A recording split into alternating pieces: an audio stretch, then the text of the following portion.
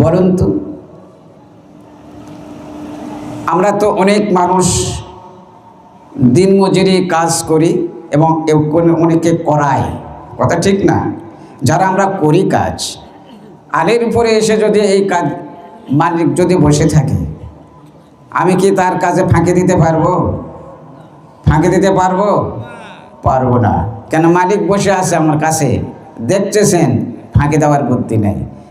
আল্লাহ রাব্বুল আলামিন পরওয়ারদিগারে আলমকে যারা এইরকমভাবে চেনে যে আমার আল্লাহ আমার কাছে বসে আছে, আমার আল্লাহ আমার কাছে বসে আছে, সুতরাং আমি এই আল্লাহর চোখে ফাঁকি দিতে পারবো না। এই বৈশিষ্ট্য কখন আসবে জানেন? এই বৈশিষ্ট্য আসবে যখন আপনার আমার ভিতরে ইলমি তাসাউফ আসবে। তাফসীরে মাজহারিতে বলেছেন, আম্মাল ইলমুল লাদুনিয়াল্লাযী ইউসাম্মুনা আহলুহা বিসুফিয়াতিল কিরামি ফাহুয়া ফারদুন আইনুন লিআন্না মিন সামারাতিহা তাসফিয়াতুল কলবি আন ইশতিগালি বিগাইরিল্লাহি তাআলা ওয়া ইত্তিসাফুহা দাইমান হাজির ওয়ান নাজির ওয়া তাসফিয়াতুল কলবি তাসকিয়াতুন নাফসি আন রাযাইলুল আখলাক মিনাল উসব ওয়াল কিব ওয়ার রিয়া ওয়া হুব্বুশ শাহওয়াত ইলা আখিরিল ইবারা। তাফসীরে মাজহারিতে 119 নম্বর আয়াতের ব্যাখ্যায় বলা হয়েছে, ইলমে তাসাউফ, যে তাসাউফের অধিকারী ব্যক্তিগণকে সুফিয়ানে কিরাম নামে অভিহিত করা হয়। এই ইলমটা ফরজে আইন। এই ইলমটা কি? ফরজে আইন। কেন? লিআন্না মিন সামারাতিহা তাসফিয়াতুল কলবি আন ইশতিগালি বিগাইরিল্লাহি তাআলা। এই ইলমের এমন একটা পাওয়ার আছে, এমন একটা শক্তি আছে, যদি তার অন্তরে কেউ ধারণ করতে পারে তাহলে এই ইলমের প্রভাবে প্রভাবিত হয়ে দুনিয়ার যাবতীয় প্রকারে মহব্বত থেকে নিজের অন্তরকে ছিন্ন করে আল্লাহর দিকে ধাবিত করে দিতে পারবে এই ইলমের প্রভাবে। জোরে বলেন সুবহানাল্লাহ। আর কি? ওয়া ইত্তিসাফুহা দাইমান হাজির ওয়ান নাজির। এই ইলমে তাসাউফ যে ব্যক্তি অর্জন করতে পারবে, সে আল্লাহ রাব্বুল আলামিনকে সব সময় হাজির এবং নাজির জানার যে জ্ঞান, যে শক্তি, এটা লাভ করতে পারবে।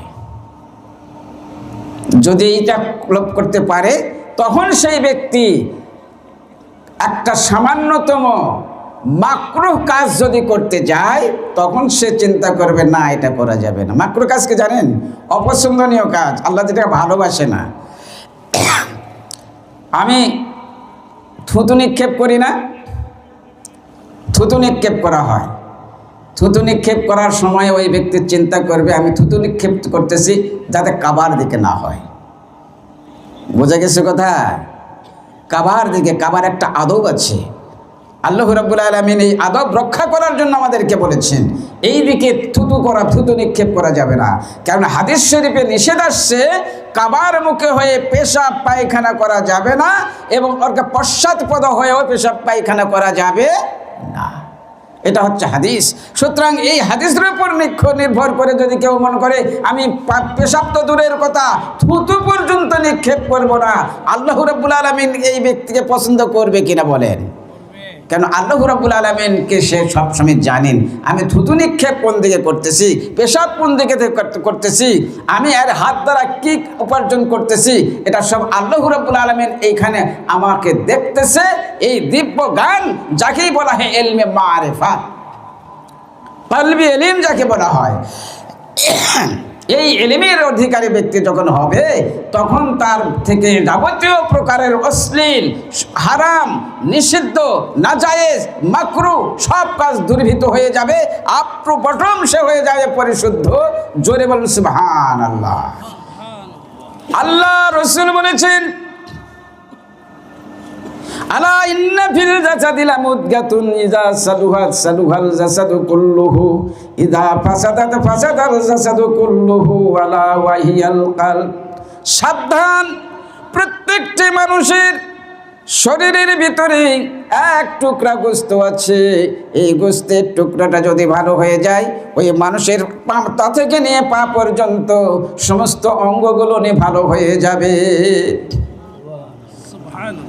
আর ওই গোশতের টুকরাটা যদি খারাপ হয়ে যায়, ওই মানুষের মাথা থেকে নিয়ে পা পর্যন্ত সমস্ত অঙ্গগুলো নিয়ে খারাপ হয়ে যাবে, অর্থাৎ ওই অঙ্গগুলো দ্বারা সবসময় খারাপ কাজ হবে, হারাম কাজ হবে।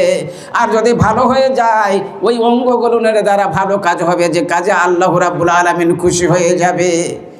এই গোস্তের টুকরাটার নাম হচ্ছে কাল, এই গোস্তের টুকরাটার নাম কাল, এই গোস্তের টুকরাটার নাম হচ্ছে অন্তর।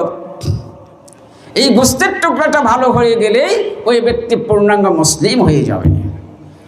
সুতরাং এই গোস্তের টুকরা কিসে ভালো হবে? প্রত্যেকটি জিনিস, প্রত্যেকটি বস্তু পরিষ্কার করার জন্য একটা রেত আছে না, লিকুল্লি শাইইন সিকালা সিকালাতুল কুলুবি যিকরিল্লাহ। প্রত্যেকটি বস্তু পরিষ্কার করার জন্য রেত আছে, আর কাল পরিষ্কার করবার রেত হচ্ছে আল্লাহর জিকির। জলবন সুবহানাল্লাহ। ইলমি তাসাউফ বলা হয় একে। এই ইলমি তাসাউফ শিক্ষা করতে হবে আমাদের প্রত্যেককে। ইলম কয় প্রকার? দুই প্রকার। এক প্রকার ইলম রসনার সঙ্গে সম্পৃক্ত শরীয়তের বাহ্যিক ইলম, আর এক প্রকার ইলম কলবের সঙ্গে সম্পৃক্ত, এটা হচ্ছে কলবি ইলম। আল ইলমু ইলমানি ফাল ইলমু সাবিতুন ফিল কলব ওয়া হুয়া ইলমুন নাফি ওয়াল ইলমু সাবিতুন ফিল লিসান ফাযাকা হুজ্জাতুল্লাহি আলা ইবনে আদম। ইলম দুই প্রকার। এক প্রকার ইলম কলবের সঙ্গে সম্পৃক্ত থাকে, এটাই হচ্ছে উপকারী ইলম। জোরে বলেন সুবহানাল্লাহ। আর এক প্রকার ইলম, সেটা হচ্ছে রসনার সঙ্গে সম্পৃক্ত, এটা হচ্ছে শরীয়তের বাহ্যিক ইলম, আল্লাহর পক্ষ থেকে বান্দার জন্য দলিল। সুতরাং এই দুই প্রকার ইলমই তো শিখতে হবে, তাই না? শরীয়তের বাহ্যিক ইলম শিক্ষার জন্য যেমন আমরা মাদ্রাসায় বিভিন্ন প্রতিষ্ঠানে ভর্তি হই, আলিম ওলামার কাছে যাই মাসলা মাসাইলের জন্য, কোনো আলিমকে, কোনো ইমামকে, কোনো বিজ্ঞ লোকদেরকে জিজ্ঞাসা করে জানিলেই ফাসআলু আহলা যিকরি ইন কুনতুম লা তা'লামুন। তুমি যে বিষয়টা জানো না আলেমদেরকে জিজ্ঞাসা করে জানি নাও। তো সুতরাং আলেমদেরকে জিজ্ঞাসা করে আমার বাহ্যিক ইলমের সবগুলো জানলাম। আবার আভ্যন্তরীণ কলব, এটা শিক্ষা করার জন্য এটাও একটা প্রতিষ্ঠান আছে এবং এটারও শিক্ষক আছে, তারাই হচ্ছে পীর মাশায়েখ নামে অভিহিত। কি? পীর মাশায়েখ। তাদের কাছে কিন্তু এই ইলমে তাসাউফ পাওয়া যাবে, যে ইলমের দ্বারা আমাদের কলব পরিশুদ্ধ হবে। এই কলবি ইলমকেই বলা হয় ইলমে মারিফাত, ইলমে তাসাউফ।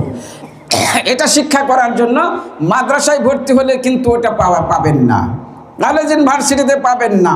এইটা পীর মাশায়েখদের কাছে যেতে হবে, আল্লাহর ওলিদের কাছে যেতে হবে, যারা আল্লাহ রাব্বুল আলামিনের ওলি, আল্লাহর বন্ধু।